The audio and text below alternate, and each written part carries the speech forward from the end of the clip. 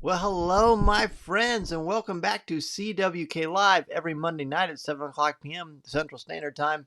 I'm your host, Dan Zer, thrilled to be talking Star Wars with each and every one of you. I want to thank Alex Percasio for helping to make that intro to Facebook Live so spectacular. He is a master at video, and I think it shows there. I don't think I thank him enough, so thank you for that, Alex. Really appreciate it.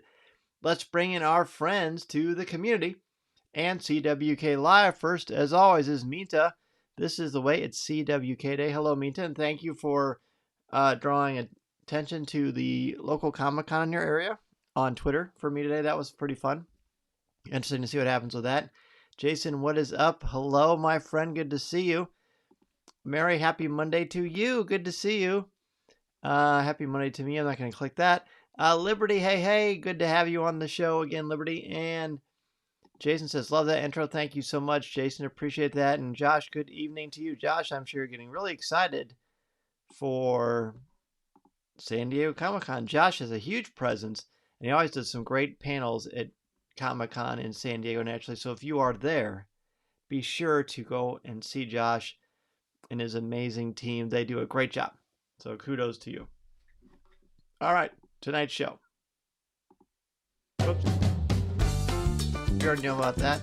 We're going to have top 5 moments from Star Wars Rebels Call to Action. Star Wars news. There's really not a ton of Star Wars news, but we'll see what we can come up with. And Josh, you know what? My pleasure, buddy, but I just speak the truth. And then, of course, your comments and questions. I want to thank everybody. There was a little bit of confusion on Facebook on the CWK Cafe, our Facebook group, earlier tonight, because I had said the wrong episode. But you were all astute and clever, and you figured out that we're watching the episode after Idiot's Array, which is Call to Action. A great episode. So let's go ahead and jump into that before we take a look at what is brewing in the world of Star Wars this week.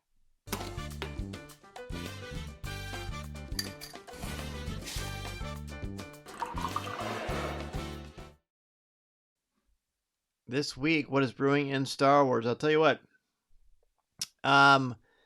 There's not a ton of stuff. We got a great excerpt from The Princess and the Scoundrel, the new novel that's going to talk about Han and Leia's courtship and honeymoon and their adventures on the Halcyon, among other things. So that's on StarWars.com. That's really, really cool. I've gotten a lot of questions, especially recently, about the Halcyon and our trip. Are we still doing the trip next summer? Yes, we are. I looked at the website earlier this week, or actually it was last night, Sunday, about when dates are showing up for the summertime. And all they have right now is still through the month of December 31st. And we're trying to save money to do this next summer. So from my household, from my party that I'm bringing with me, it's going to be me, Mason, of course, and then Corey Clubb and Tom Gross, my hosts for CWK Pour-Over. The three of us always have a great time on CWK Pour-Over. That is, of course, the podcast for members of the CWK Alliance. This week, we had a CWK Alliance Spotlight Show where Colby Mead was with us, and he talked about the top 5, his topic idea, because when you get picked for this, you get to pick the topic for the CWK Alliance show. So he hosted with me, Tom, and Corey, and we did top 5 movie soundtracks, part 1. It was a blast. I can't wait to share with you next week's part 2. Now, if you have the video portion of this, which you can get if you're a certain member of the CWK Alliance, you've already seen the entire thing, which is pretty cool. The CWK Alliance, again, is the place to go to support me and Coffee with Kenobi, exclusive behind-the-scenes information, podcasts, videos, and so much more for as little as $1 a month. So it's a great thing. I'm very biased, of course. It benefits me. But for $5 a month, you get 4 new podcasts a month. Plus, we have over 200 in the bank, so you get access to over 200 podcasts right away, which is pretty great, covering all ranges of pop culture. And 10% of your monthly contributions go directly to the St. Jude Children's Hospital, and that's the thing that I'm the most excited about. So that's the main stuff. Let's go ahead and jump into our top 5 for this week. It is top 5 moments from Star Wars Rebels Call to Action. This is a very short season, as we've been talked about. I think it's only 15 episodes, but there's no wasted exposition in any way. It's just terrifically well done. And this one is no exception at all. So yeah, tonight we're going to talk about your top 5 most from Star Wars Rebels Call to Action. Oh boy, I screwed up here too. Boy, just ignore me. I'm just the host. What do I know? I mean, seriously. It's Call to Action. That's the one we're doing. Thank you for your patience with me. All right. Number 5 for me is the Return of Zerleonis. You know, I talk about it all the time. I love the fact that his name, even though it's spelled differently, is pronounced the same way as my last name, but he's a cool character. Jason Fry helped to really bring him to life with his wonderful novels about this young adult, or I guess they're young adult novels, about this great character and him trying to find his sister, and he infiltrates the Empire as an Imperial cadet to try to find her. But he and Ezra become friends. That's actually written about in one of the first novels, I believe. But seeing him return and help out Ezra was really fun. So that is my number 5. Hopefully it doesn't sound so self-centered, but I really do, regardless of his name, I love the character. Of course, I love the name, but I really like the character Zerleonis. So it's great to see him back. Wish we saw him more in Star Wars Rebels. What is your number 5, everybody? Please feel free to jump in there. That's the great thing about CWK Live, because when you're watching the video live with me on Facebook, or you see the replay later on Instagram or YouTube, or you hear the audio feed, you know that what you share is going to be shared by me on the show. So everybody's going to hear what you have to say, which I think is really cool. Jason weighs in with his number 5. Brent Spinner is Gal Travis. And Henrik's number 5, hello Henrik, is Ezra's vision. Yes, Henrik's vision. Ezra's vision is really important. We're going to talk about that. Minta is number 5. Ezra's training. You could still see that he's still struggling with connecting to the Force. That seemed to change once he saw his first vision. It really, and Henrik liked that, of course, as well. It really helps to focus him, doesn't it? And you really get him dialed in. And it kind of takes his breath away. I think it's not unlike Luke having his visions on Dagobah and how that really rocks his world, too. And it kind of inspires different degrees of focus. I think that's fair to say. While people are still typing in their number 5, let's see. Well, Liberty's got her 5 here. Ezra using a Lothcat to attack the probe droid. Good stuff. There you go. I want to show you this real quick. Mary's number 5. Ezra getting more focused into the Force, which is very cool. Speaking of the Force, I posted this in the cafe. A lot of you have this too. But I got in the mail yesterday my George Lucas 6-inch Black Series Stormtrooper Disguise figure. I'll try to get you a close-up of him. But of course, the likeness is great. He's a little bit grayer in the figure. The figure is a little bit grayer than I expected, but it's fun. And of course, I haven't opened it yet because I don't know, man. I really like how it looks like this. It's kind of fun though if I open it. It's just a Stormtrooper, and you can take off the helmet and say, "Oh, it's George Lucas." So I don't know. Either way, it's great. Okay, that's number 5. Let's go to number 4 for me from Call to Action. Number 4 for me is these droids. Gal Travis's droids are very cool, and what I really like about Lucasfilm and Star Wars, what they did, especially with this series, is nothing was wasted. These are old designs inspired by Ralph McQuarrie. They use these droids, these security droids, and the designs from Ralph McQuarrie for this, and I just like them. They're very sleek. You don't see them very much. But I love, again, that they take these older ideas that weren't necessarily used right away, and they save them for later. Dave Filoni's great about doing that as well, so I think that's wonderful. Number 4 for Minta. Brent Spinner voicing Gal Travis. We're getting that much closer for a Star Trek Star Wars crossover. Yeah, wouldn't that be interesting? I can't imagine that will ever happen, but I appreciate what you're saying. And he's such a good actor that you can't even tell that it's Brent Spinner, I don't think. And I'm not as familiar with Star Trek as other people, although I do like it for sure. Jason's number 4 is Zeb's smile as he fires at Ezra during lightsaber training. I enjoyed that as well. And Henrik's number 4 is Chopper's flex. Henrik Mason liked that too. In fact, we got a good giggle out of that this morning. It's quite entertaining. Anything Chopper does is typically very entertaining, and definitely not very nice to that poor other droid. So yeah, I liked those droids. And if you go on StarWars.com under the series tab, it's right in the middle. You scroll to the very bottom, and that's where you can find individual things for Star Wars Rebels. That's where I get all these pictures. And under the trivia section, they talk about those droids being used too, which is cool. Mary says that Brent Spinner does a fantastic job. He's very good. I think when you're a good actor, you can just do anything, right? Your ability to communicate and perform and espouse the values and beliefs and traits of a character, whether it's in live action or animation, come to life. And that's certainly a very incredible, impressive gift that I do not possess, but I think it's great that someone like Brent Spinner was in the world of Star Wars and was able to do that, which is so good. All right, so that is number 4. Waiting for other people. We have a lot less lists tonight than we usually do, which is kind of interesting. So maybe people are still kind of marinating on that. And we always leave a place in the CWK cafe for people to add. Liberty says Tarkin. I think, Liberty, that you are talking about next week's show. So you are just so into this and so far ahead of the game that you are in the future, which I really like. But I like yours, and I know exactly what you're talking about, Liberty, and we will save that one. And if I messed that up, Liberty, I know that I did. I'm so sorry.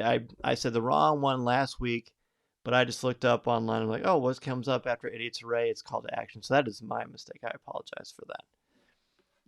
Let's go to number 3. Number 3 is there's a sequence in about the middle where the crew realizes they're being ambushed. And I like the teamwork here. While they are ambushed and clearly outnumbered, even with Ezra's vision, although they didn't really know that was going to happen, I just really like how they focus together. They're completely calm. They instantly fall into their skill sets, and they work together as a team without any panic and without a ton of communication. They just kind of go into action, and I just really like that. Plus, this is a great image of Sabine with her Mandalorian helmet on, with the smoke around her that she caused with her equipment, and just sort of taking care of business. I just really think it was a good scene. So I just, not incredibly profound or anything, but I just like the ambush defense. I thought it was so good. And again, a great use of them as a team and how they work together. Minta's number 3. Zen training with Ezra seemed to be taking too much delight. Or Zeb, I'm assuming. Yeah, Zeb training with Ezra seemed to be taking too much delight shooting at him. That was funny. I noticed on StarWars.com, by the way, that was interesting. They make a reference to the fact that the blaster bolts are a little bit different in color. They're almost orange, or really like a light yellow, but almost orange. And that's the same color as the blaster bolts that shoot at Luke on A New Hope when he's in the Falcon training with his lightsaber against that remote. So that is like sort of the unofficially official. This is the color of the blaster bolts that we use when we're not going to hurt someone or stun them, but just to get their attention. Kind of like a sting or a zap, but it's for training purposes. So look at the color of those blaster bolts by all of them, and you'll notice that exactly. Jason's number 3 is Chopper versus the Imperial droid, especially the victory flex, and then Henrik is Hera's punch. Henrik, you and I are on the same wavelength tonight, buddy. David is here. Hello, David. He says, Watchmen, unable to do a top 5. No problem, David. Glad to have you. I was actually thinking about the fact that I need to start re-listening to Rebels reactions before we do these episodes to kind of see what I thought the first time I saw the episode, the first time around, or what you and Aaron thought the first time around. Mary's number 3 is Chopper flexing. Is always ready for anything, and he's always ready just to brag and just be silly, which I enjoy. I mean, I love Chopper. I say this all the time. When I get summer, I need to find time to make time. There are a lot of cool things in my studio. I have a whole wall of Rebels stuff, which I've never really taken a picture of and shared. But there's some great stuff in here. I've got quite a few Chopper figures, too, that I need to show off, because they're great fun. In fact, when I do want to show things off, and I hope that a lot of you do, and a lot of you are already doing this, CWK Cafe is our exclusive Facebook group. Join us for Star Wars Conversation at coffeewithkenobi.com/community, or you can just go into Facebook and type CWK Cafe. We share all of our collectibles, we break down the different shows and series and movies and just talk Star Wars and news, and it's great fun. And then Minta finds some silly Star Wars memes occasionally, and she posts them there as well, We have a lot of fun in the cafe, and I hope that you will join us. Let's go ahead and jump into number 2. Number 2 for me, Henrik mentioned this a little bit ago, but Hera's punch, but for me, more specifically, just her being wise to Galtravis and what he's trying to do, what he's trying to pull. And she gives her reasons of how she believes that something is wrong, something is amiss. She's got a bad feeling about this, as we would say in Star Wars. I think it's very, very clear in this. And then she tells Ezra everything that she notices, and she's super annoyed. She outwits him, which I really like a lot. Nobody better than Hera when she's doing that. Liberty says, wait, are we on episode 12 or 13? 12 is Vision of Hope. 13 is Call to Action. We're watching the one that's right after Idiot's Array, which I thought was Vision of Hope. Yeah, I believe that is correct. Let's pull it up. I'm going to go to StarWars.com here. In fact, we'll just, let's see. StarWars.com. It's possible that I screwed up. Wouldn't that be great? Though screwing up his own show. Hey, it's not unheard of. It could definitely happen. So I go to series on StarWars.com and I scroll all the way to the bottom. In fact, I'll just show you what I'm pulling up here. Let me get to this. Okay. All right. Let me change my screen so you can see what I'm looking at, because I want to make sure that we're figuring this out together. Okay. So here we are. So I go to the bottom. Here is Star Wars Rebels. And I scroll down to where they have the different seasons. There's season 1. And then you can see here, after Idiot's Array is Vision of Hope. And then after Vision of Hope is Call to Action, then Rebels Resolve, and then Fire Across the Galaxy. So there you have it. I'm so sorry for messing that up last week. That's completely my fault. But I have faith in you, Liberty, that you will take care of business as you always do. I appreciate your insights and your patience for sure. All right, let's get back to where we were here. Again, I like Hera's awareness and her ability to outthink things. And that's what she does.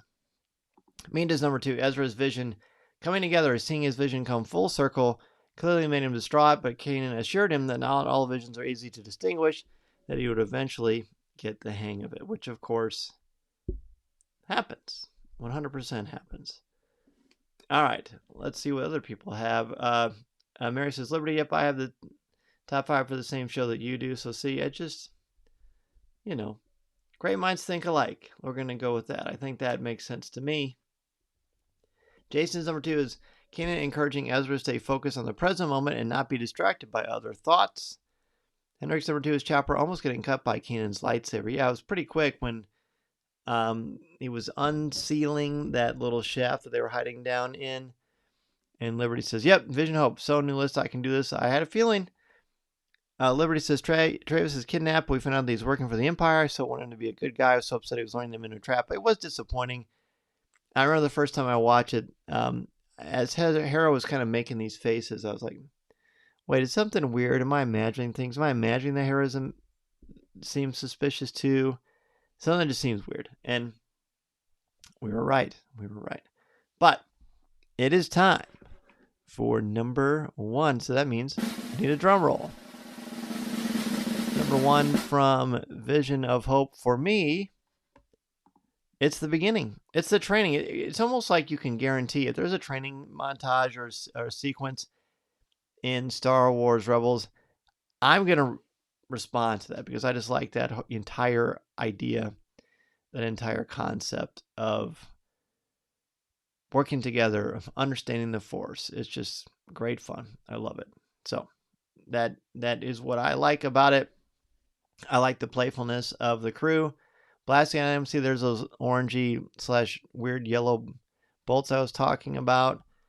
How they tease him. No, it's not Qui-Gon Returns. Boy, I am a mess tonight. Oh my goodness gracious. That's funny. I think I can fix that though. Let's see. Number 1. There we go. Training and trickery. Training and trickery. That is what I liked about that episode, or the beginning of that episode for sure. The way that there's serious stuff going on, and Hera doesn't show up till the end, but Ezra focuses and has these visions. He blacks out, but then everybody else is teasing and giving him a hard time. Zeb has the most fun with him, but they're definitely a family, and it's great to see. Plus, there's learning and growing as well. So to me, that's the best combination. Jason says, drink some more coffee, right? Well, I do have some Coke Zero, and that is pretty good. But yeah, I guess I need to have some more coffee, or maybe not try to do 15 things at once. That would probably help too. Let's see. I mentioned Minta's earlier, but her instinct, she was going to figure out they were being betrayed, even as going so far as punching Gal in the face. Despite all that, she still has hope for the crew as well as for the future. Jason's number one, Hera outwitting Travis, including a solid left hook to his face. Henrik's number one is the Rebels theme song. Interesting, Henrik. I'm interested to hear more about that. Mary says, Hera is always on top of what's going on. She protects her family. Exactly. She's so loyal. And just so earnest and steadfast, and has this ability to be in charge, but not be like, she's a good leader, right? She inspires. She's not mean or ruthless. Liberty says, the training in Ezra's vision for me, we are getting more Jedi stuff, and I love it. Yes, the Jedi stuff is always my favorite part. Mita says you need a Death Wish coffee, strongest coffee in the world. Woof! I don't know about that. I probably need to add a little bit of creamer to that. That might be a bit much, but yes, I appreciate the sentiment there. All right, so is there anyone else who wants to weigh in on their top 5, or if you have a one that we haven't mentioned that you would like to say as an honorable mention? I will certainly be happy to share that. So, next week, of course, then next week is call to action. I messed it up. I didn't even have to change this screen because I already did it a week in advance, channeling my inner Liberty and Mary, who are on top of things, and I was not. But next week is call to action, and that is the next one. This is when Tarkin does show up, and things definitely escalate. Much more challenging for the Rebels for sure. Looking forward to re-watching that and talking about it with each of you. So now let's take a look at what is where you can ask me, or as I like to call it, Ask Dan Z.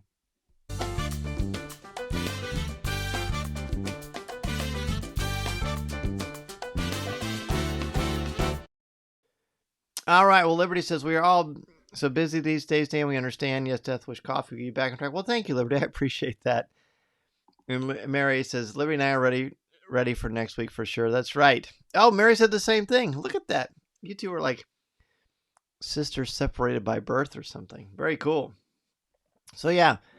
So people have asked me what I thought about Thor, Love and Thunder. What did you all think about Love and Thunder? I personally, I won't spoil it, of course. I was a little disappointed. I'll save that for a future pour over once Tom and Corey have seen it. But I was disappointed for a few reasons. I thought there were some fun moments. I thought there were a few laughs. But again, I'll save that for CWK pour over. Again, that is where you can go to support me and Coffee with Kenobi. You get exclusive podcasts. We've got over 200 audio podcasts you can listen to right now. The new one, as I mentioned at the top of the show, has Colby Mead on it. And we give our top 5 movie soundtracks. And it was fun because we had to pick soundtracks that these aren't scores. We've done scores before, but this is where we looked at soundtracks, with songs with lyrics and music. And there's just it was fun, really fun. It was a long show, so we split it up into 2. Mary said she liked Thor, but not as much as Ragnarok. I agree with that. And Josh says not as good as the last one. There you go. Jason says, Henrik would like to ask if you know that you can customize your own kyber crystal and lightsaber hilt at Galaxy's Edge. I do know that, my friend. In fact, thank you for setting me up. This is perfect. I released it when I was in London a couple weeks ago, but this is where, on show 541, if you haven't heard it yet, is my Star Wars Galaxy's Edge audio tour. You can put on your headphones and close your eyes, and you will feel like you're walking through Galaxy's Edge with me I point out the differences between Disneyland and Disney World. I take you behind the lore of Star Wars and how it fits into the mythology when you're on Batuu, which is the planet in Galaxy's Edge. And I talk about the making of and what went into it behind the scenes. It's very heavily researched. I wrote, researched, edited, flew to Florida personally, and recorded all the audio and sound effects for it, and synced it up with where we are on the tour. And the response for this has been wonderful. Can't thank you all enough for your support and kindness about it.